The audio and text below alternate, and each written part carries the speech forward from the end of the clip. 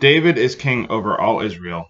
Then all the tribes of Israel came to David at Hebron and said to him, Indeed, we are your bone and your flesh. In time past, when Saul was king over us, you were the one who led Israel out and brought them in.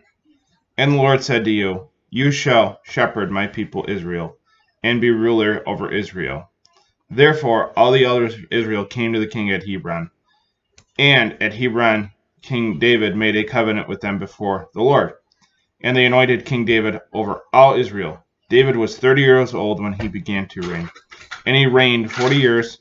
For 7 years and 6 months he reigned over Judah while in Hebron. And in Jerusalem he reigned 33 years over all Israel and Judah.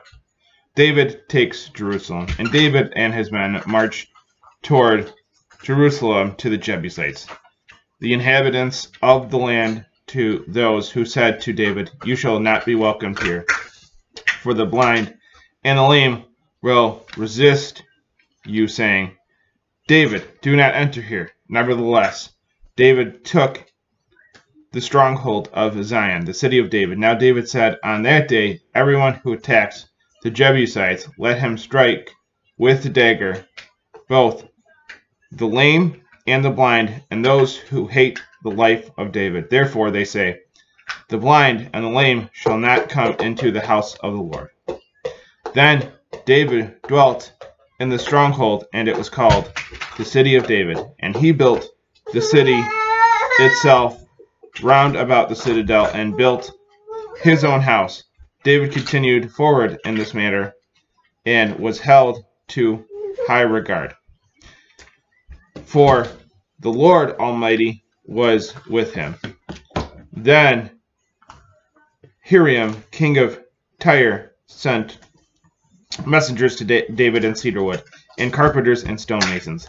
They built a house for David. So David knew the Lord had prepared him as king over Israel, and his kingdom was exalted for the sake of his people Israel.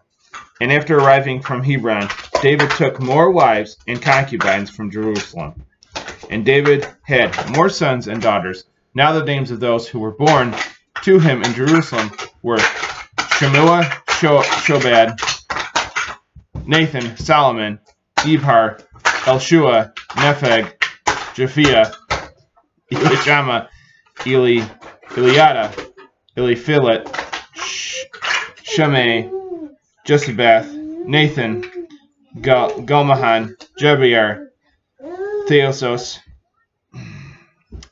Elphalat, Neged, Janatha, Lisamas, Balimath, and Eliphalath. Defeat of the Philistines. The Philistines heard that David had been anointed king over Israel. In response, the Philistines went up to seek David. When David heard of it, he went down to the stronghold, and the Philistines came and assembled in the valley of Titan. And David inquired of the Lord, saying, Shall I go up against the Philistines? Will you deliver them into my hands?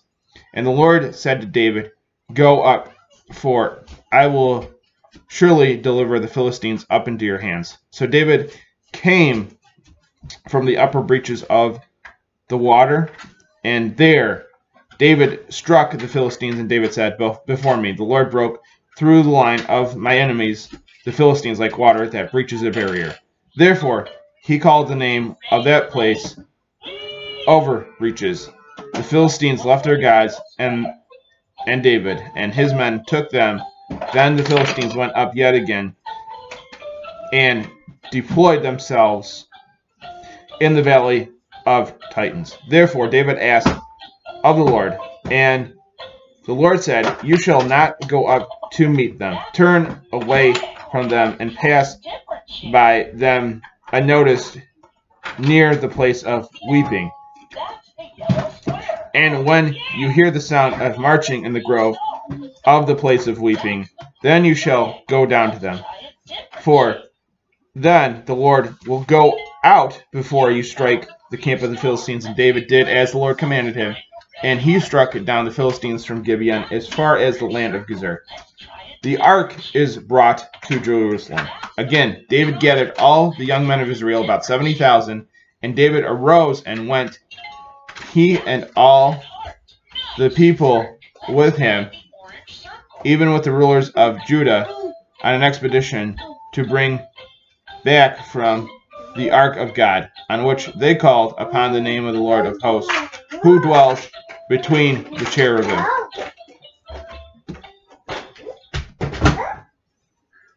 So they set the ark of God on a new wagon and brought it from the house of Abinadab on the hill. And Uzzah and his brothers, the sons of Abinadab, drove the wagon with the ark, and his brothers went before the ark. Then David and all the sons of Israel, with strength, played music before the Lord on well-tuned instruments with songs, harps, lyres, flutes, and with drums and cymbals. And when they came to Nachon's threshing floor, Uzzah placed his hand on the ark of God to hold it steady when the oxen shook it out of its place. The Lord was angered against Uzzah, and there God struck him. And before God he died, there next to the ark of the Lord. And David became angry because the Lord inflicted a fatal wound against Uzzah, and he called that place the wound of Uzzah to this day. And on that day, fearing the Lord, David said, in what possible way can the ark of the Lord come with me? So David would not bring the ark of the covenant of the Lord to the city of David. Instead, David directed it into the house of Obed-Edom the Gittite. For 3 months, the ark of the Lord remained in the house of Obed the Gittite, and the Lord blessed all the house of Obed-Edom and everything he had. Now it was reported to King David, saying, the Lord blessed the house of Obed-Edom and all his possessions because of the ark of God. So David went and brought up the ark of God from the house of Obed-Edom to the city of David with gladness. And there were, with those who were bearing the ark of the Lord, 7 groups of singers, and a calf of the lamb for sacrifice. David played on well-tuned instruments before the Lord, and David put out on a special garment. So David and all the house of Israel brought up the ark of the Lord with shouting and with the sound of the trumpet. Now, as the ark came into the city of David, Michal, Saul's daughter, looked through a window and saw King David dancing and playing instruments before the Lord. And she despised him in her heart. They brought the ark of the Lord and set it in its place in the midst of the tabernacle David built for it. Then David offered burnt offerings and peace offerings before the Lord. And when David finished offering burnt offerings and peace offerings, he blessed the people in the name of the house of the Lord of hosts. Then he distributed among all the people, among the whole army of Israel, from Dan to Beersheba, and to the men and women, and to everyone a loaf of bread, a piece of meat, and a fried cake. So all the people departed, everyone to his house. And David returned to bless his household. And Michal, the daughter of Saul, came out to meet David. She blessed him and said, how glorious was the king of Israel today, making himself a shameful exhibition before the eyes of his handmaiden, as he uncovered himself, revealing himself as does a base dancer. David said to Michal, I will dance in the presence of the Lord. Blessed is the Lord who chose me over your father and before all his house, to put me in charge to govern his people, Israel. And I will play music, and I will dance before the Lord. And I will again uncover myself in this manner, and will thus remain vile in your sight. But with the handmaidens of which you spoke, I will be praised. And Michal, the daughter of Saul, had no child to the day of her death. Notes from the previous page.